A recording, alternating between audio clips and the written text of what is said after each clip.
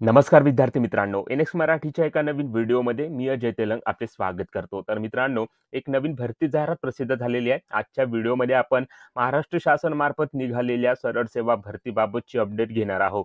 या भरतीमध्ये कोणती पदे असणार आहे, किती वॅकन्सी दिलेल्या आहेत, शिक्षण पात्रता काय लागणार आहे, वयोमर्यादा काय लागणार आहे, अशी सर्व माहिती आजच्या व्हिडिओमध्ये बघणार आहोत। एक कायमस्वरूपी सरकारी नोकरीची संधी तुम्हाला उपलब्ध झालेली आहे, तेव्हा तुम्ही जर या पदासाठी पात्र असाल तरच इथे अर्ज करू शकता।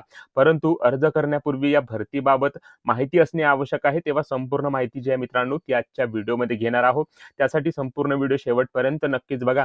आपल्या एनएक्स मराठी यूट्यूब चॅनलवरती तुम्ही जर नवीन आला असाल तर चॅनलला सबस्क्राईब करून बाजूची नोटिफिकेशन बेल प्रेस करायला विसरू नका, कारण अशाच नवनवीन भरतीबाबतची अपडेट रोज आपण या चॅनलवर देत असतो। तेव्हा चॅनलला नक्की सबस्क्राईब करा। त्या ठिकाणी बघा, महाराष्ट्र शासनामार्फत सरळ सेवा भरती या ठिकाणी घेतल्या जात आहे, ज्यामध्ये काही भरतीचे महत्त्वाचे मुद्दे या ठिकाणी असणार आहे। त्यासाठी बघू शकता एकूण जागा इथे दिलेल्या आहे 56 रिक्त पदसंख्येसाठी ही रिक्रुटमेंट सरळ सेवा पद्धतीने या ठिकाणी होत आहे। त्यासाठी शिक्षण पात्रता मान्यता प्राप्त विद्यापीठाची कोणतीही पदवी तुमच्याकडे असेल तर तुम्ही या पदासाठी अर्ज इथे करू शकता। परीक्षा व नोकरीचे ठिकाण महाराष्ट्रामध्ये असणार आहे। त्यानंतर पुरुष व महिला असे दोघेही अर्जदार या पदासाठी अर्ज करण्याकरता एलिजिबल आहे। वेतन तुम्हाला 29,200 ते 92,300 चा पे स्केल असणार आहे। एक कायमस्वरूपी भरती या ठिकाणी होत असून तुम्ही जर या पदासाठी पात्र असाल तरच इथे अर्ज करू शकता।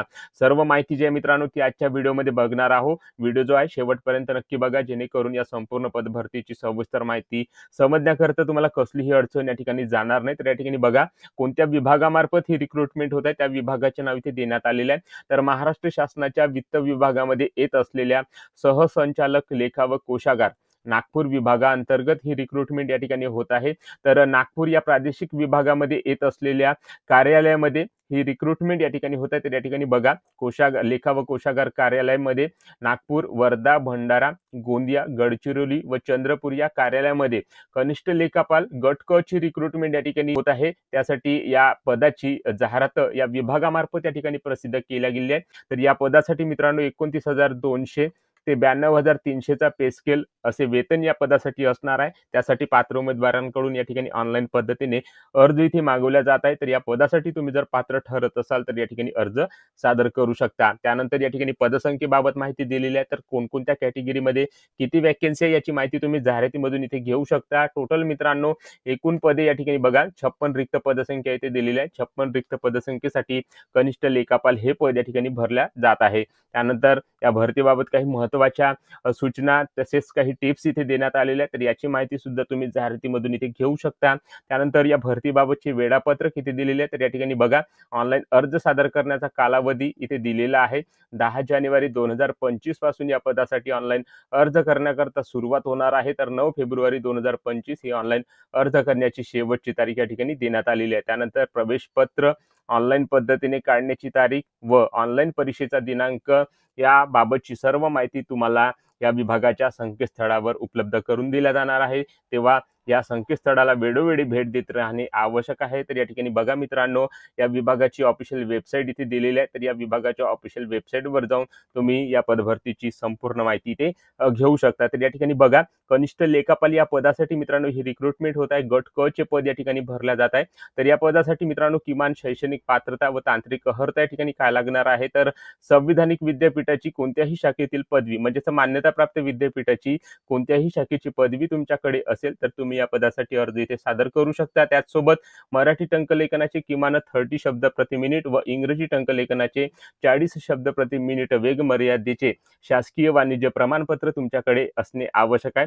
तर अशा प्रकारची शिक्षण पात्रता तुमच्याकडे असेल तर कनिष्ठ लेखापाल या पदासाठी तुम्ही अर्ज करण्याकरता एलिजिबल आहात। तर अशा प्रकारे शिक्षण पात्रता इथे दिलेली आहे। त्यानंतर वयोमर्यादा या ठिकाणी बघू शकता, किमान वयाची अट मित्रांनो 19 वर्ष या ठिकाणी दिलेली आहे। खुल्या प्रवर्गासाठी 38 वर्ष तर मागासवर्गीय प्रवर्गासाठी 43 वर्ष वयाची अट। त्यानंतर दिव्यांग व अनाथ व्यक्तींसाठी 45 वयाची अट या ठिकाणी देण्यात आलेली आहे। तर अशा प्रकारे वयोमर्यादा या ठिकाणी देण्यात आलेली आहे। त्यानंतर परीक्षा शुल्क या पदासाठी अर्ज करण्याकरता किती लागणार आहे? तर या ठिकाणी बघा, राखीव म्हणजेच खुल्या प्रवर्गासाठी ₹1000 फी आहे, तर राखीव प्रवर्गासाठी ₹900 फी या ठिकाणी देण्यात आलेली आहे. माजी सैनिक यांच्यासाठी कोणतीही परीक्षा शुल्क या ठिकाणी लागू राहणार नाही, अशी या ठिकाणी माहिती दिलेली आहे. तर संपूर्ण माहिती जी आहे मित्रांनो, तुम्हाला जाहिरातीमधून या ठिकाणी मिळून जाईल. तर या जाहिरातीची PDF या विभागाच्या संकेतस्थळावर उपलब्ध करून दिल्या जाणार आहे. काही दिवसातच ही ऑफिशियल जी जाहिरात आहे ती प्रसिद्ध केला जाणार आहे. तर या विभागाच्या संकेतस्थळावर जाऊन तुम्ही या पदभरतीची सविस्तर माहिती इथे घेऊ शकता.